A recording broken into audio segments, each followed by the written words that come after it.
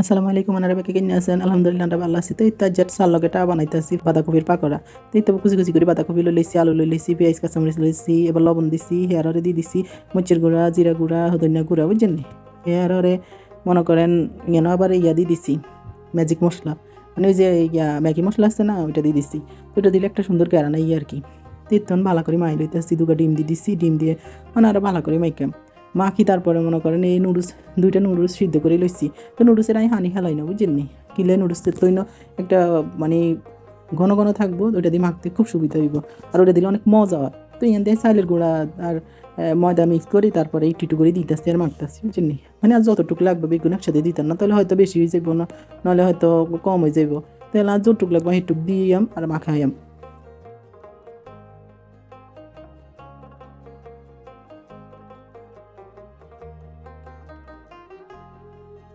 তিতনি আন দিন নুডলসের মশলা দুগা দিয়ে দিচ্ছি, বুঝলি? দিয়ে অন ভালো করে মাখি লইয়াম। হিয়ারে আবার একবার একটু মিক্স আড়ি দিচ্ছি, একটু লবণ লাগবে, পরে আর একটু লবণ দিয়ে দিচ্ছি।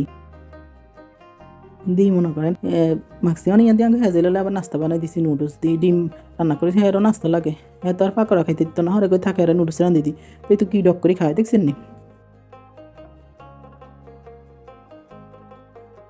দিতন বাজিয়াম তেল দিয়ে দিছি, কইয়া তেল কিন্তু গরম হয়ে গেছে, অন দিয়ে দিছি। ডুবা তেলের মধ্যে দেওয়ান লাগে, বুঝছেন? বিশ্বাস করতেন না, কম্বলের ভিতরে হুতি হুতি বয়স দিতে আসছি, মুখের তন কথা বাইরে না, এত শীত মাগমা।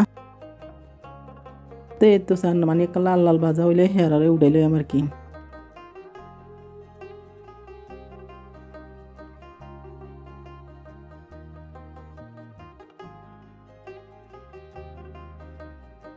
এই তো উড়াইলে জিনিস কেন মসমস হয়েছে, মানে চাইলে করে দিয়ে আনার মাইয়া ছোট গাছ গেল গেছে কিনা, কি আর করতে যাবে? তো দেখে কামাই আগে খাইলাই, আর যাতে খাইলে তো আর এই তিন গে আর গুণ হরে বাস্তে বাজাইব আর কি। তো এই তিন গে ভিডিও দিয়েছি, তার বাকি ভালো থেকে আল্লাহ হাফেজ।